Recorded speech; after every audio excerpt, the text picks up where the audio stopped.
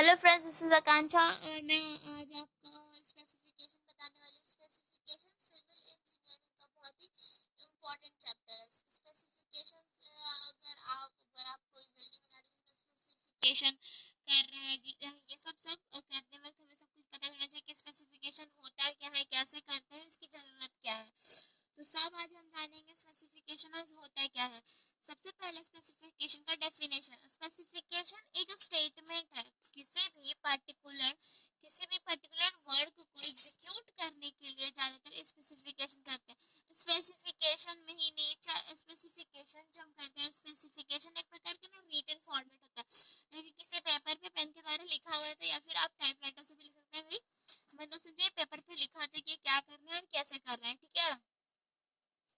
तो material to be use in work, इसमें सब कुछ लिखा होता है कि हम कैसा मटेरियल यूज करेंगे, वर्कमैनशिप कैसा होगा, कौन से टूल्स यूज करेंगे, कौन से प्लांट्स यूज करेंगे। इंजीनियरिंग जो भी इंजीनियरिंग प्रोजेक्ट कर रहे हैं उसका ड्राइंग डिटेल्स कैसा होगा, ये सब लिखा होता है। Necessity of specification.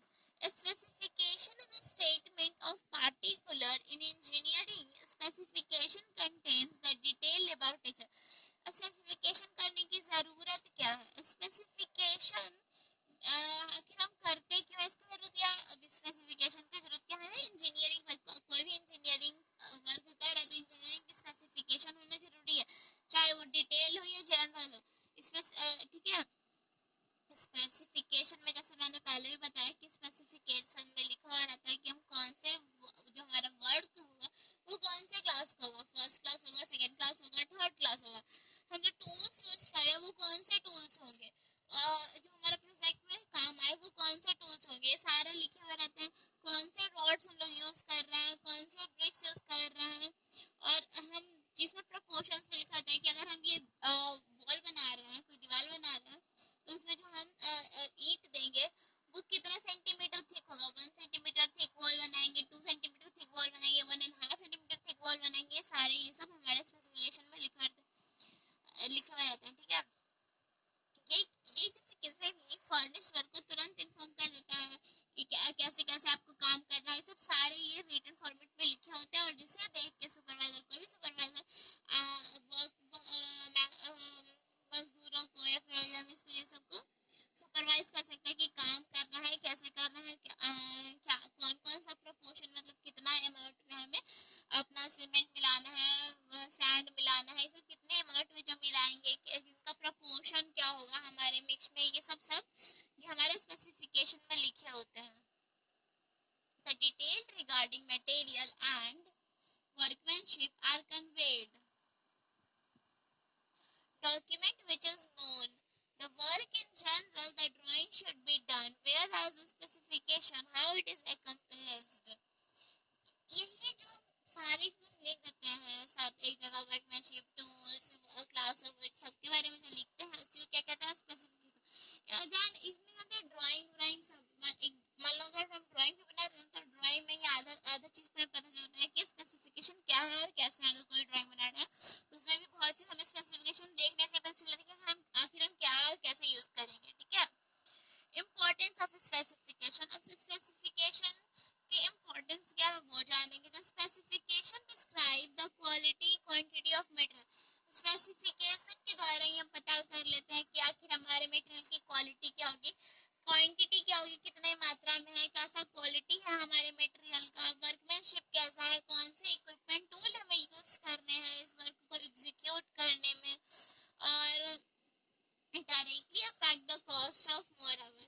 It allow the contractor to program from their program ये तो डायरेक्ट कॉन्ट्रैक्टर को अलाउ कर देता है कि आप कॉन्ट्रैक्टर को कौन कौन सा प्रोग्राम को फॉर्म करना है, नीड करना है, ये सब इस सब में सारे प्रोक्योरमेंट इसमें लिखे हुए रहते हैं। Specification provide a specific guideline the workman.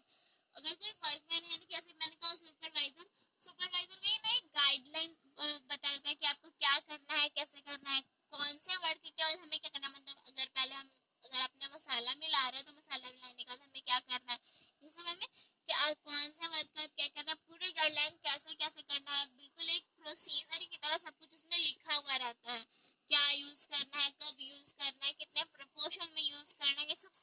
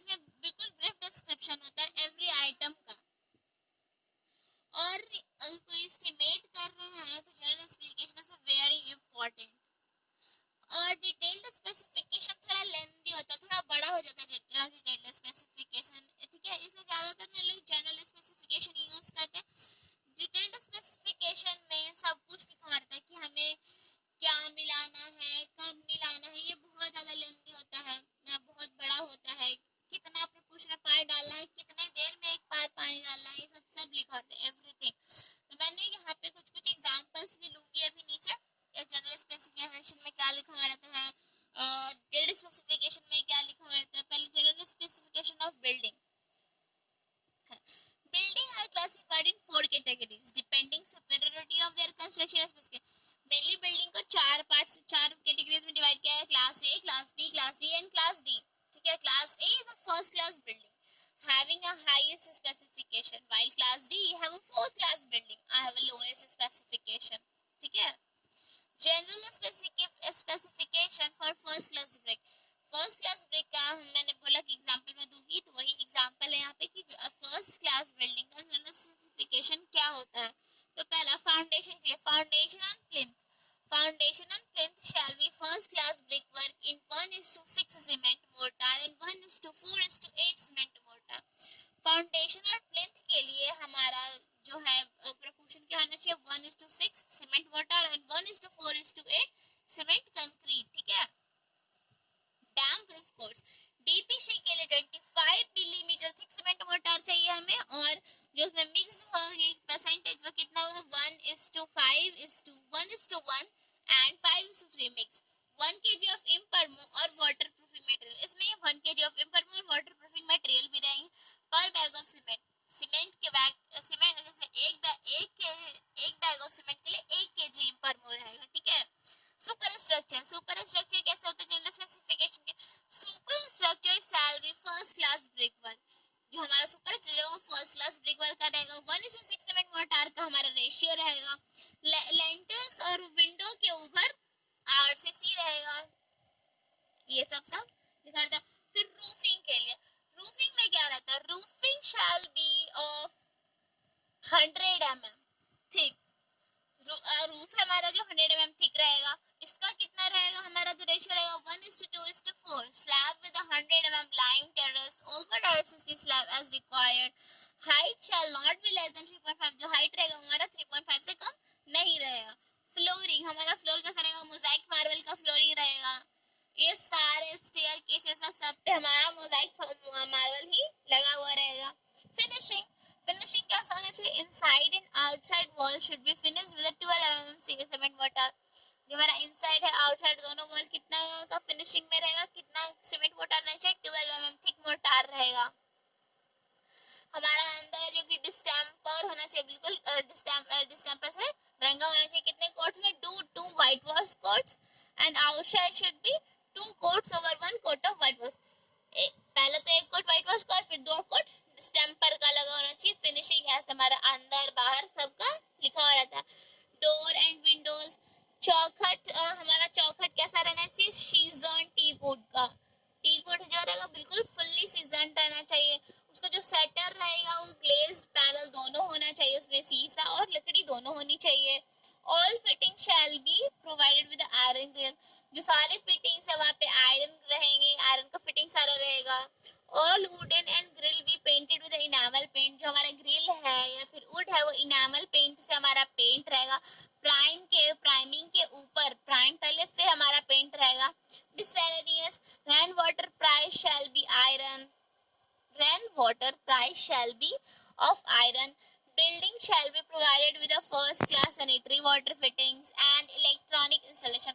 मिससेलेनियस यानी कि जो और सारे अलग से वो जोड़े जाते हैं, तो वो क्या करेगा, जो हमारा वाटर पाइप रहेगा बिल्कुल जैसे वाटर पाइप जो हमारा है वो बिल्कुल वाटर प्रूफ रहेगा. जो हमारा सैनिटरी रहेगा यानी कि हम जब वो कबोड़ी से बैठा रहे हैं तो बिल्कुल नंबर फर्स्ट क्लास फिटिंग्स रहेंगे, वाटर फिटिंग्स रहेंगे, बिल्कुल लूज फिटिंग्स नहीं होने चाहिए. इलेक्ट्रिक इंस्टॉलेशन भी बहुत फर्स्ट क्लास होने चाहिए.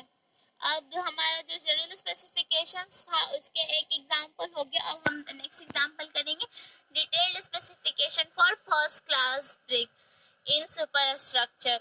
ये वो सुपर स्ट्रक्चर का ही है. यहाँ पे देखिए इतना ही कम एरिया में कितने सारे कवर हो गए थे, पर हमारा बस यहाँ पे हमारा सुपर स्ट्रक्चर के बारे में दिया कि सुपर स्ट्रक्चर क्या है, कैसा है. इसमें बहुत डिटेल रहता है, बहुत लेंथी रहता है, बहुत बड़ा जाता है. अगर आप ये डिटेल्ड स्पेसिफिकेशन होते हैं बहुत बड़ा जाता है. जनरल स्पेसिफिकेशन काफी छोटा होता है डिटेल्ड स्पेसिफिकेशन, पर डिटेल्ड स्पेसिफिकेशन बहुत बड़ा होता है. सेक्वेंस, जैसे कुछ सेक्वेंस होते हैं कि किसके बाद हमें क्या करना है, ये सब रहता है. तो materials, preparation of material, soaking of BRICS, method of laying, scaffolding, measurement. Materials कैसे इंक्लूड डिटेल्ड स्पेसिफिकेशन में कैसे मटेरियल रहेंगे. First class brick, cement and sand, ये सारे मटेरियल्स रहेंगे. प्रिपरेशन ऑफ मोर्टार कैसे बनाए सीमेंट सैंड को मिला करके इनका रेशियो कितना रहेगा 1:3 का। Shall be of first class dry mix wet adding water slowly, बहुत ही ड्राई मिक्स, पहले सूखा सूखा मिलाएंगे फिर धीरे धीरे इन्हें में पानी डालेंगे। सब लिखे हुए सब सूरज मोटा बनाना तो उसमें पहले रेशियो कितना लेंगे हम सैंड और सीमेंट और सैंड का 1:3। पानी धीरे धीरे ऐड करेंगे, पहले तो उन्हें सूखा में मिला लेंगे फिर धीरे धीरे से पानी ऐड करेंगे, फिर उन्हें 3 टाइम्स अच्छे से मिलाएंगे गिविंग यूनिफॉर्म। फिर ब्रिक्स को सोकिंग ऑफ ब्रिक्स, यानी कि ब्रिक्स को कुछ समय तक हमें छोड़ना होता है पानी में उसे सोक करने के लिए। तो कितने समय तक छोड़ेंगे 12 घंटों के लिए, एटलीस्ट 12 घंटों के लिए बिफोर देर यूज, उनके यूज से 12 घंटा तक छोड़ेंगे, ठीक है। फिर उन्हें वर्क साइट पे लाएंगे। मेथड ऑफ लेइंग ब्रिक्स, आखिर हम ब्रिक्स को ले कैसे करेंगे। Bricks shall be bonded and English bond में हमारा ब्रिक्स लगे रहना चाहिए। Every course shall be truly horizontal and shall be truly in plumb, सारे कोर्सेस हमारे अच्छे से हॉरिजॉन्टली और प्लम होने चाहिए। ब्रोकन ब्रिक्स हम नहीं डालेंगे क्लोजर्स में। All corner should be truly plumb, हमारा कॉर्नर पूरी तरह से प्लम रहना चाहिए। Mortar joint shall break from bonding and shall be not exceed 100 mm in thickness. Only skilled mason shall be employed, इसमें हम बस skilled mason को ही रखेंगे, unskilled mason को नहीं रखेंगे। brick work shall be carried out not more than 1 mm height at the time when one part of the work has to be delayed, हमारा brick अच्छे समय पे ले करेंगे जब हमारा एक जब जैसे ही हमारा एक ले ऑफ सीमेंट हम लेकर देंगे तो हम हमारा अपना ब्रिक सीमेंट ले करेंगे और वो हमेशा 1 मीटर हाइट का ही होना चाहिए।